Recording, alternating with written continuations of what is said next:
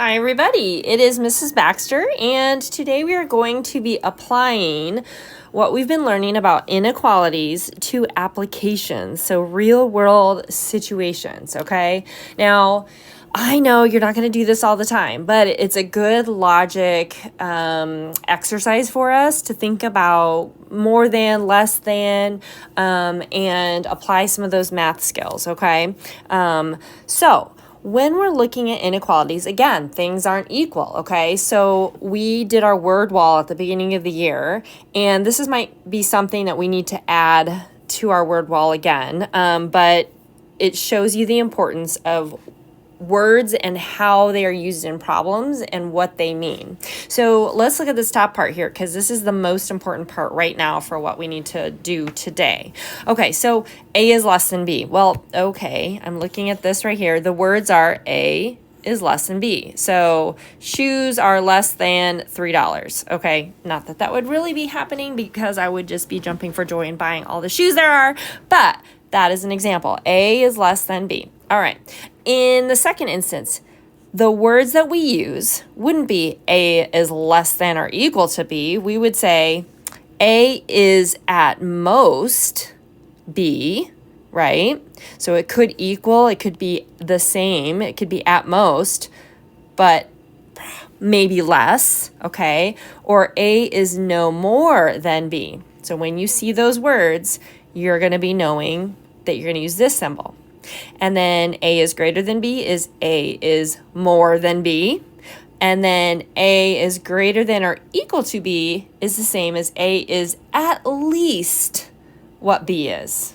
Okay? So these shoes equal the same as, or they are at least the same cost as B. Okay? So they could be greater in this case, but they're at least B. All right, so one of the things that's really important when you are looking at problems is to kind of follow a set pattern, okay? So let's do some highlighting here. So the first thing I want to do is I want to define a variable. We talked about that last time with the puppies. What is our variable? We had girl puppies, boy puppies, X and Y. So that's what we're going to be doing. We're going to identify our what. What are we identifying, okay? Once we define a variable, then we are going to set up an equation or an inequality. Okay, that's our second step. Then we are going to solve our equation or our inequality. And then lastly, we are going to answer the question using units. And when we say units, we mean dollars, we need miles, we need inches, like whatever the units are that explain the number, okay? So some of your problems will be equations and some will be inequalities, and that's okay. So let's define our variable. Looking at number one, it says we go to the mall with $200. Woohoo! I'm going to buy a hoodie for $64.99 and a backpack for $38.50. You want to buy a pair of shoes. What is the most you can spend on a pair of shoes? Well, I'm looking at this and I'm like, ooh, what's my variable? So I'm going to define my variable, okay? My variable are, if you can think about it, what is the most I can spend on a pair of shoes? Oops, whoops, where did it go? What can I do to spend on a pair of shoes? So my variable, I'm going to make this purple and go X is shoes. Okay, let's set up our new equation now. I know that I have $200, right? And I've spent this and I've spent that, but I want to buy a pair of shoes. What is the most that I can spend? Well, obviously I'll have spent some money, so I only have a certain amount left over. So my inequality, let's set that up. So this is the second piece, is that I have $200, right? And that amount is going to be greater than or equal to, if I spend everything, I've spent $200. So I could have 200 on this part, right? That would make it true. Okay, but what I know is that I have spent $64.99 and, remember, and is plus, $38.50 on a backpack. How much is left over for shoes? Okay, well here, if I add shoes into there, I know my variable is X. Okay, there's my problem. All right, we're not doing any kind of compound inequality stuff, okay? So we're gonna keep this fairly simple. So now all we have to do is we have to solve our inequality. So let's solve this bad boy. Okay, I'm going to go ahead and use my green and let's solve. So I have 200 is greater than or equal to, if I add both of those numbers to get $103.49 plus my shoes. Okay, now let's use algebra. Just subtract, where'd it go? Come on. Negative 103.49, subtract that from both sides, and I'm gonna get 96.51 is greater than or equal to X. All right, so now the big key is making sure that we are answering our question with our units in a sentence. Okay, so answer the question in a sentence, include your units. So what we want to say is, you can afford shoes $96.51, don't forget your units, or less, right? So that's where that inequality comes in. So if I find a pair of shoes for $50, awesome, right? But I can still buy them because I have $96.51 to spend. All right, let's look at another example. Pizza. Yummy, yummy. It's almost dinner time while I'm making this video, and so I'm kind of getting hungry. Well, let's look at our pizza. All right, what's the very first thing we need to do? Let's define our variable. Boop. Okay, what is our variable? Let's read the question. It says you have $18.50 to spend on a pizza. The pizza costs $14. Each extra topping costs 75 cents. How many extra toppings can you buy? All right, so define a variable, set up an inequality, and solve. So I'm looking at this and it's asking me how many extra toppings can I buy? Well, to me, that goes X is equal to my toppings. Yummy, yummy. What's your favorite topping? You know what? If you're watching this video, shoot me a quick email. Tell me what your favorite pizza topping is. I think mine is... it depends on the kind of pizza. I have lots of different kinds. I think our go-to is pepperoni and mushroom. But I also love a good, like, margarita pizza too. So, Anyway, tell me what your favorite topping is. All right, so step number 2 is to set up an inequality. So, let me see. I forgot what colors I'm using here. Let's do this one. We're going to set up an inequality, sorry. So my inequality is going to be, I have $18. That's all I have to spend, right? $18.50. So that is going to be at most what I can spend, right? Or equal to. And then the pizza itself already costs $14. So I'm spending $14 of that already, plus whatever toppings I get. Well, all right, I'm going to have 75 cents per topping. And when I say per, 75 cents per topping, right? 75 cents times T. That's my inequality. All right, so now let's go ahead and solve our inequality. Get rid of that. And I'm going to subtract 14, and I'm left with $4.50 for toppings, 75 cents per topping. I'm going to divide by 75, and T is going to be less than, hold on. How about, let me do this so it makes it easier. 6, right, is greater than or equal to toppings. So toppings, you can also say, is less than or equal to 6. Okay, so we can get 6 or fewer toppings is what that is saying. All right, so now let's answer this question. I I kind of just already did in a sentence. And you're just going to say, you can afford 6 or less toppings. Ooh, that's a lot of toppings, actually, if you think about it, for pizza. So what would you choose? All right, let's do another example here. I'm going to clear this out. Whoopsies. Clear page. We have, 3 more examples? Okay, we'll go quick. All right, let's do the same thing again. Let's say we are going to identify our variable. So while we're reading this, define your variable and see if you can figure that out. You want to purchase a new car. It costs $25,000. You have already saved up $3,000 and are going to save $650 per month. You know, sometimes when I see this per month, that's a tip off right there. When I say per month, remember how the last example, per toppings, right? That tells me that's a multiplication problem right here. And that month is probably going to be my variable. So in the next sentence, it says, in how many months will you have saved enough to buy the car? Ooh, there we go. There's my variable. How many months? Right there. Okay. So we're going to say X is equal to... Actually, let's just do M. M is equal to months. That way, when we're working on it, we'll remember to use our units at the end. All right, now let's set up an inequality like this, okay?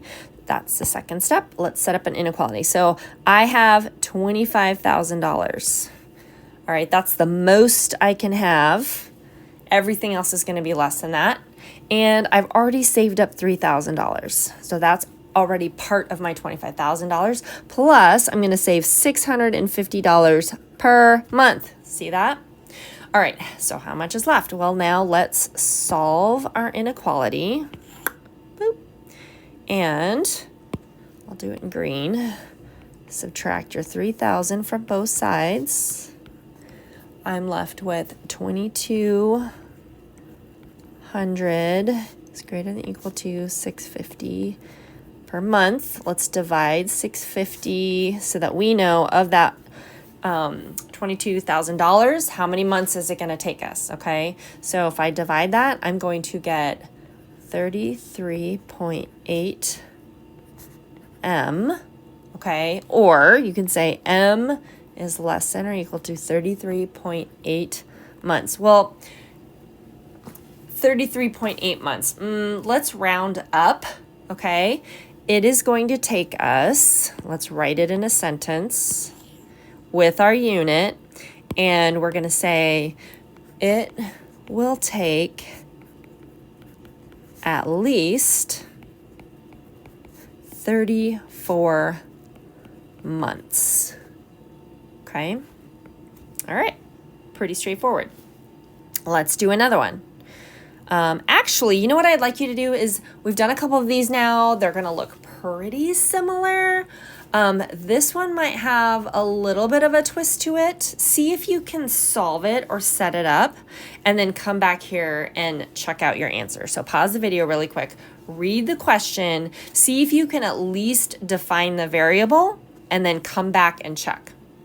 All right, so hopefully when you are defining the variable, you're looking through here and it says a membership to Export Fitness cut $18. Ooh, look at, there's a per month plus a one-time fee of $50 to join. If you want to spend no more than $380, then how long can you be a member for? So when I see this per month, I'm like, ooh, I want to know how long. So how many months is it going to be that I can be to be a member, okay? So M is equal to months. That's our variable. Hopefully you got that. Okay, then, now, see if you can set up the inequality for this, okay? Pause the video, come on back.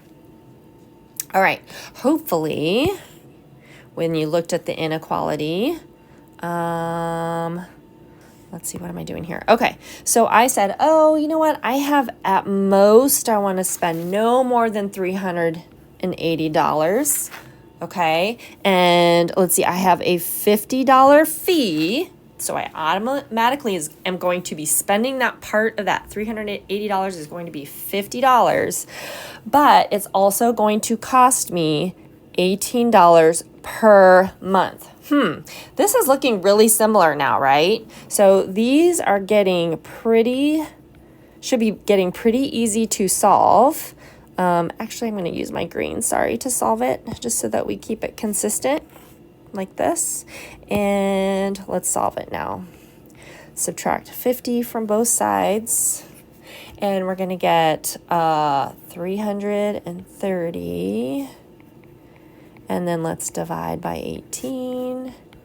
And your months is going to be 18.3 months. Okay. So let's put that in writing here. Oops. So now let's answer the question. See if you can answer it on your own. I'll give you a second. What are we answering? Look at this question. You should be saying,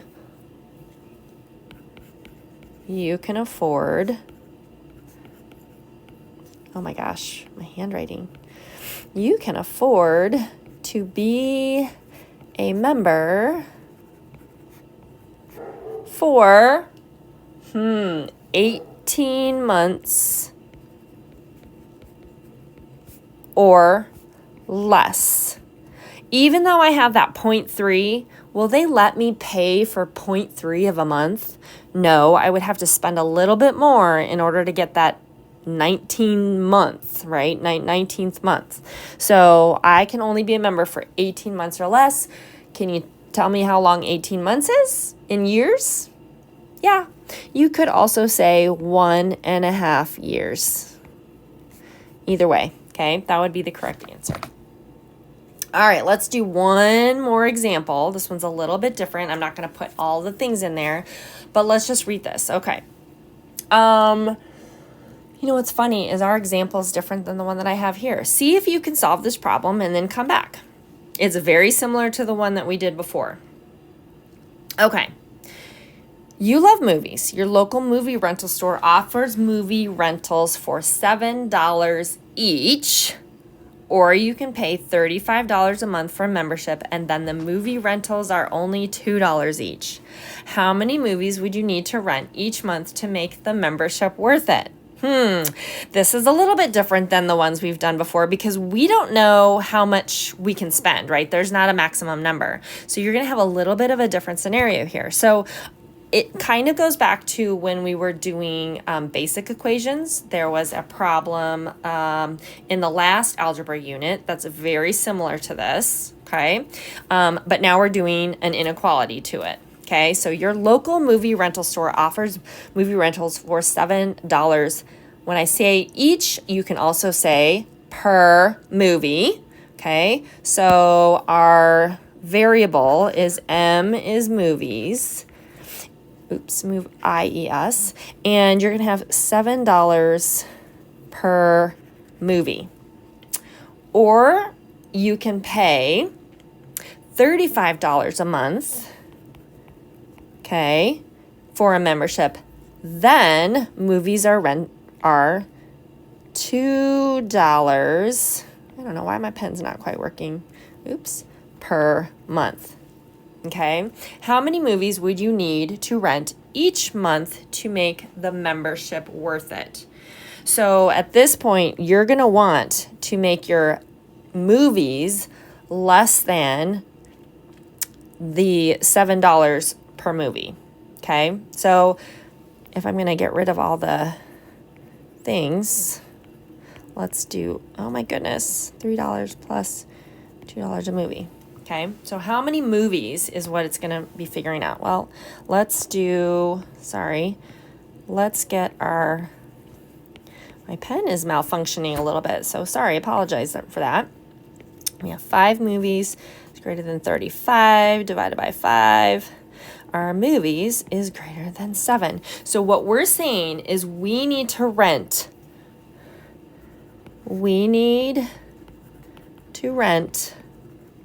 7 or more movies each month